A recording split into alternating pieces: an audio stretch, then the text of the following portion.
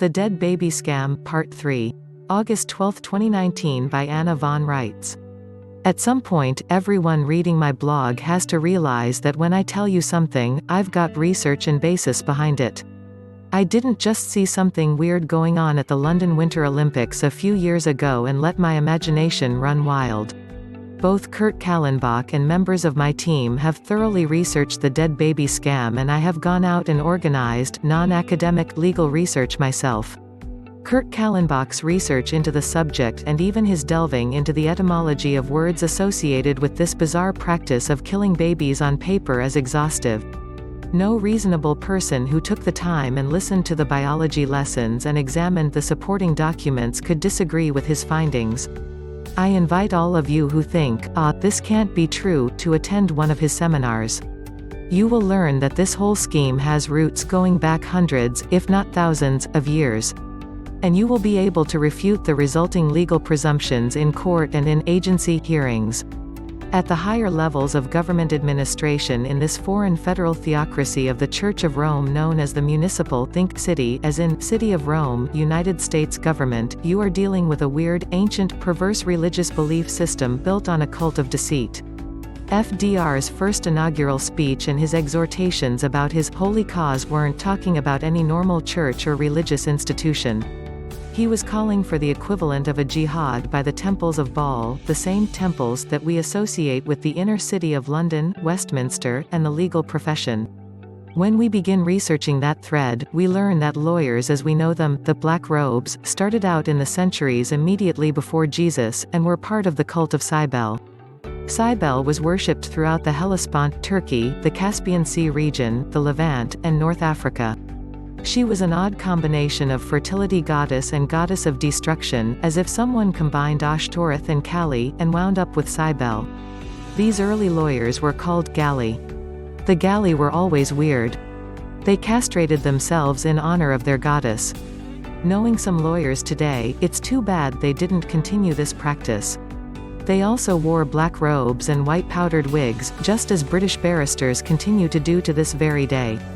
Beginning in the 2nd century BC, the Galli became tax collectors for the Roman emperors, and, for City of Rome. The money and tribute they collected from the tribes for their gods, Cybele and the Roman emperor, was divided, with part of it going into the City of Rome Trust known as the Urban Trust, because it was overseen by powerful stewards from the Roman family of that name, and part of it going to Caesar to keep the legions happy. In their framework, the City of Rome was their Mother Rome, and the emperor was their father. I could go on, but for now, I will just leave you all to do your own research and connect your own dots. The Urban Trust of the City of Rome was started in something like 753 BC, was in the business of loaning money at usurious rates to vassal kings throughout the Roman Empire, and you still see its trademarks and emblems emblazoned all over the world today, 3 crossed keys with a crown above them. These 3 keys appear on the emblems of the Roman Pontiff and UBS, the Swiss banking syndicate, as well as the family coat of the arms of the Urban family to this day. The crossed keys symbolize enslavement of the mind, the body, and the soul in subjection to the crown of the Queen of Heaven.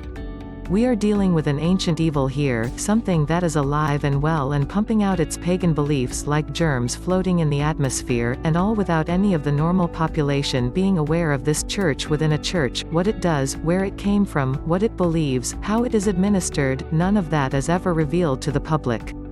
It operates in the background in near total secrecy via secret fraternities and societies like the Pilgrim Society in America. These elites are not so much elites, as they are religious cultists motivated by a combination of lust and fear. They maintain their own logic and view of the world. They can function very well in the societies they spawn like beehives. When this cult mixes with Judaism, you get the death and destruction elements of the Talmud. When it mixes with Christianity, the same negativity emerges, pogroms and inquisitions and crusades. And don't forget the jihad elements of Islam that encourage destruction and deceit against all unbelievers. They call their purposeful introduction of negative elements into belief systems held by others the Great Dialectic. Their cult is based on sex, so also on positive and negative energy, on what is also called the Great Dipole of energetic polarity. At the highest levels they teach that this polarization is necessary for the continuance of the dynamic of life, so they consider polarizing everything and everyone part of their religious duty. It doesn't hurt their pocketbooks, either. I bring all this up because you have to understand what your problem is, before you can fix it, and in this case we are dealing with what has been called the religion of the world, or the secular religion, which is centered in cities and practiced by the seed of Cain.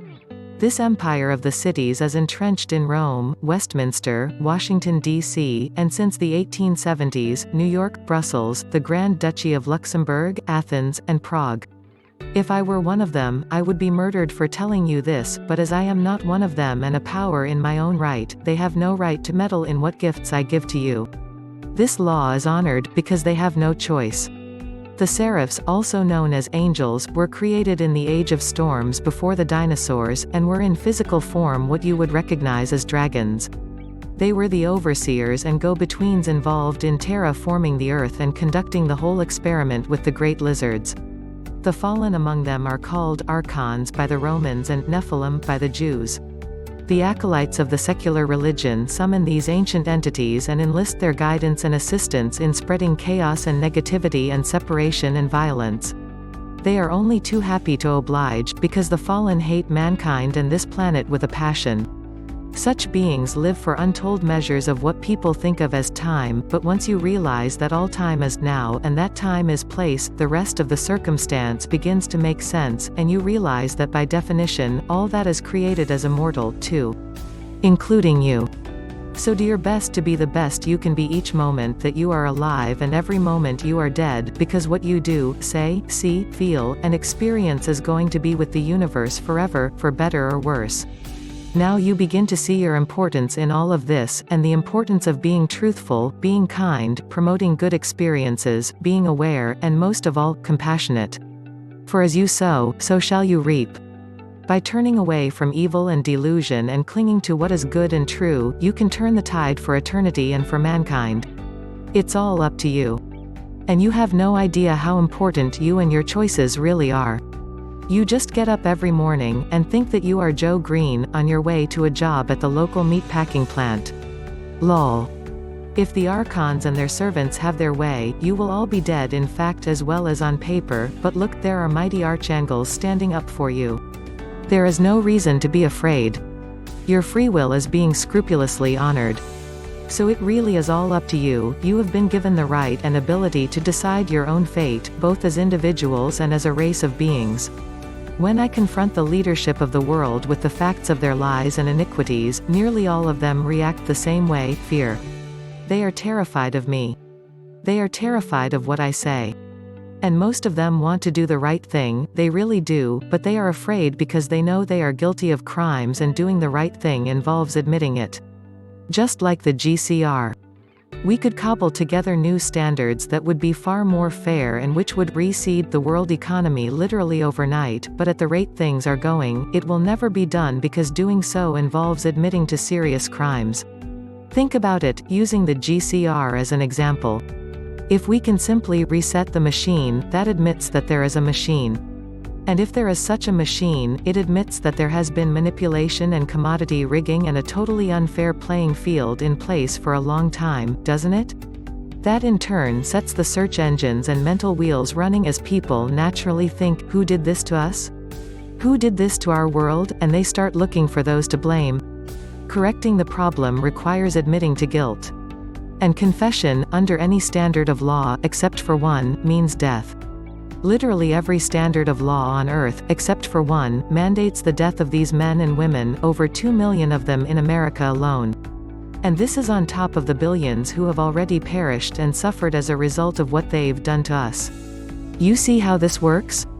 They kill us for their self-interest at the behest of their phony gods, the archons. We kill them in return. Everyone winds up dead. Nothing gets resolved, because we are all immortal. And on it goes, generation to generation. It's time for this stupidity to end, and if we don't have sense enough to end it ourselves, it will be ended for us. The guilty need to confess, at least in their own hearts, and take the actions needed to correct. We all need to adopt the law of love and concentrate on our similarities, not our differences. And now, after a very significant digression, back to the dead baby scam. You don't believe what I am telling you is true? Okay. Do what I and a couple dozen of my helpers did. Go to the hospital and ask to see the records of your own birth or the births of your children. There's no record of you giving birth.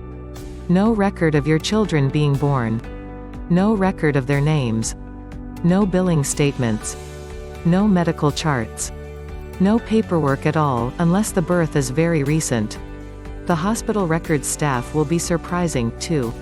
They all appear to be men with tattoos and obvious military backgrounds, doing a clerical job where you'd expect to see at least some women. They will roll their eyes at you, and when you ask them to do so, very pointedly, they will sign a paper under oath saying that there are no such records that they know of or have access to. The same thing will happen if you return to the church where you were baptized, in the name of the Father, the Son, and the Holy Ghost, but which Father, which Son, and which Holy Ghost? And ask for a copy of your baptismal certificate. Oh, we don't keep those. No, indeed, they send the titles to Rome to be traded on a dirty underground stock market that purports to buy and sell souls. These filthy incorporated church franchises trade something that purportedly represents your soul for money. And there are people deluded and crazy enough to buy it, too. So by now, as a result of your direct research and experience, you know that there is something very, very odd about all of this, don't you? You can go online at Ancestry.com and find photos and business records and wills and no end of detritus information about dead relatives you never knew you had, but there's no record of your son being born 20 years ago? No billing statements from the doctors? No maternity ward charts? No copy of your baptismal certificate? This, in a society where every credit card receipt appears in triplicate? Every bank check back to 1906 is archived? Most of your school records have disappeared or been altered, so that they are false, too. Must be magic. Just like that version of Anna Maria Riesinger running a rum distillery in Barbados or the one running around New York City, what should be in evidence isn't there, and plenty of falsehoods that shouldn't be present are. Go look for yourself. Ask around about your own or your family's records. We had 24 people all over this country try this experiment and the results were the same. Your records either aren't where they should be at all, or they have been altered in ways that invalidate and falsify them. Why? Because we are dealing with the same belief system that burned the library at Alexandria, after they carted off all the books and scrolls. The same ones who stood around the bonfires in Nazi Germany, after they read the books themselves, altered the content of any remaining editions to suit themselves, and stole the true knowledge for themselves. Did I tell you that keeping you ignorant is the bread and butter of their entire agenda? So that you don't know the truth and can't defend yourselves? But still, you are saying, it all seems too weird, too fantastical, like some odd otherworld from Harry Potter. You need more proof, something solid to take to court, something even more solid than all the circumstantial evidence like the procession around the dead baby at the London Winter Olympics or your own mysteriously disappeared medical and church records, and something more explicit than the Uniformed Officers Code in Title 37. And well, Kurt Kallenbach seems too far out there for you? Here you go, the mother lode of shipped high in transit from one of our team members. The state of state's birth certificate processing is readily exposed in the government publication, Hospitals and Physicians' Manual on Live Births and Fetal Deaths. The legal language and terms set forth in the manual are clear and convincing evidence of the crime, starting with the term moving conveyance. It gets much worse from there. Here's the link, https://www.cdc.gov/nch/data/misc/hb_birth.pdf. Get your copy, step right up, and don't be stupid. Now you know why you are being rented out as a public vehicle by DOT. This is what's going on. It's up to you and millions of other Americans and people around the world to put a stop to this kingdom of lies, which is, after all, the kingdom of Satan, the father of all lies.